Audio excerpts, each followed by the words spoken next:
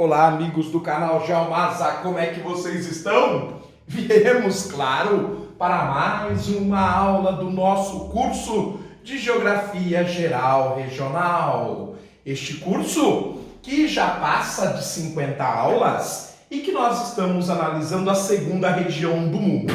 A primeira foi o Oriente Médio, a segunda está sendo a Ásia de Monções. Nós estávamos analisando o relevo da Ásia de Monções e hoje eu havia dito que nós traríamos ele um pouquinho mais aprofundado. Pois bem, gente, vocês estão vendo esta imensa península que forma o território da Índia? Pois ela estava afastada do corpo da Ásia. Como que isso era possível, professor? Bem, pessoal, o que vemos aqui é um mapa de um continente. A Terra, geologicamente falando, ela é dividida em várias placas. Essas placas se encaixam perfeitamente, por isso são chamadas de placas de carpinteiros. Em grego, placas tectônicas. No entanto, elas se movimentam e esta movimentação está ligada aos movimentos do interior da Terra, que é provocado pela diferença de temperatura. Ora, então a superfície da Terra ela não é fixa, ela é mutável, ela está mudando a todo instante, mesmo que seja alguns milímetros por dia, alguns centímetros por ano, mas isto é inexorável. Por exemplo, daqui a 150, no máximo 200 milhões de anos, todos os continentes estarão juntos novamente. Como eles estiveram naquilo que a gente chama de Era Paleozoica.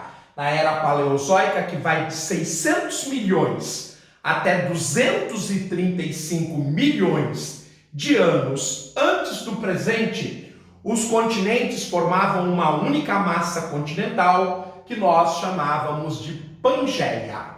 Na era seguinte, devido aos grandes movimentos do interior do planeta, era muito famosa por ser a era dos dinossauros, chamada de Era Mesozoica, o supercontinente Pangeia já tinha se dividido.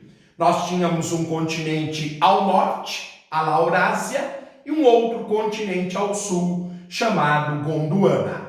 Já na Era Cenozoica, a atual, que começa por volta de 65 milhões de anos, os continentes começam a ganhar os contornos que nós conhecemos atualmente. Pois bem, meus amigos, por volta de 70 milhões de anos, portanto, na transição entre a Era Mesozoica e a Era Cenozoica, a Índia, que está sobre a chamada placa indiana, começou a se aproximar da Ásia, que está na chamada placa eurasiática. Esse movimento, ele é um movimento especial. Por quê? Porque ambas placas, a indiana ao sul e a euroasiática ao norte, são placas continentais. Cuidado, gente! Placas continentais, placas oceânicas, tem que ver com a formação das rochas que as constituem, não se elas estão no oceano ou nos continentes. Mas isso é um assunto para o futuro. Bem, ambas placas são continentais e quando duas placas continentais se aproximam, o choque entre elas, que eu vou representar pelas minhas duas mãos, hora que elas se aproximam, ambas se deformam, adquirindo um movimento verticalizado.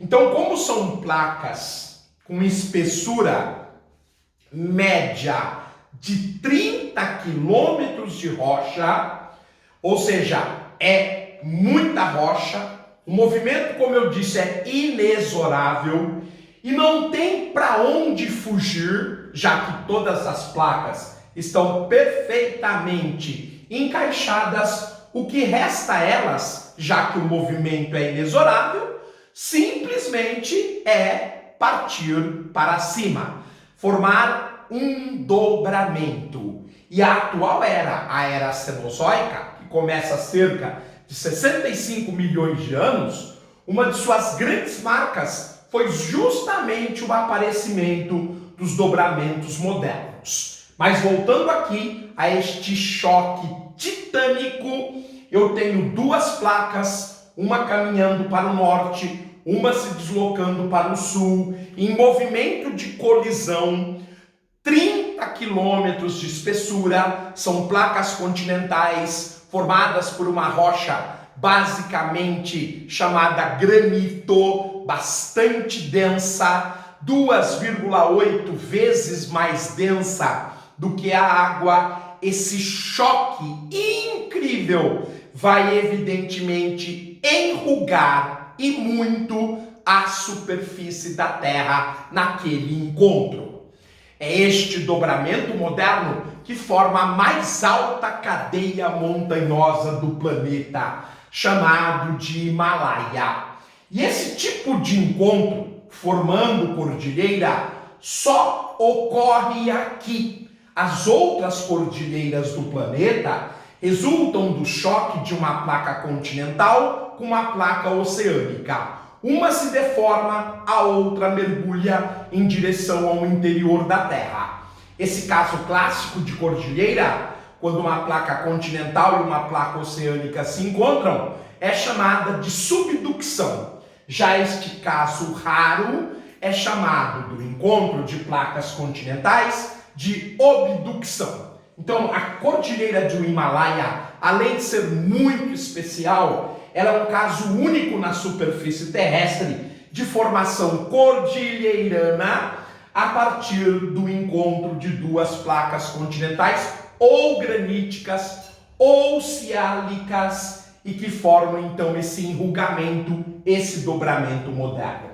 Evidentemente, gente, com esse imenso choque, a pressões altíssimas, a temperaturas altíssimas causadas pelo atrito, pela interpenetração das rochas, das duas placas, a rocha ela vai se modificar química e fisicamente. E o que era o granito, por exemplo, pode dar origem ao gneiss.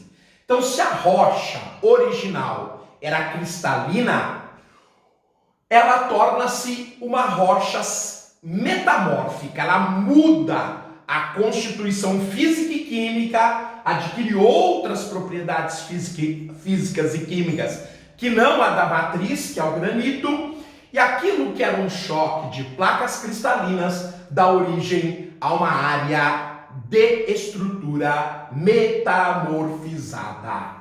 Ora, meus amigos, foi desta maneira que surgiu o Grande Himalaia. Como dissemos, na verdade, apesar de eu ter dito que é uma cordilheira, porque se consagrou assim na geografia, nós sabemos que é o planalto mais elevado da Terra, um altiplano, com média altimétrica de 4.500 metros, mas grandes cordilheiras como, por exemplo, o Karakorum, o Kuen-Lun, o Tian Shan, o Pamir, o Altai, entre outras cordilheiras famosas que compõem o teto do mundo, o Himalaia, onde está o pico culminante do planeta entre a China e o Nepal, o famoso Sagarmatha, ou Komolungma, ou Komolungma-Feng, e que é chamado no ocidente de Monte Everest, em homenagem ao agrimensor que o mediu no século XIX,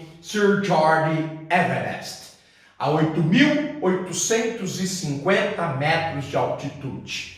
Pois bem, amigos, hoje descrevemos para vocês a grande cordilheira que aqui está, com suas características, com sua história geológica, esse incrível dobramento moderno que se chama de Himalaia.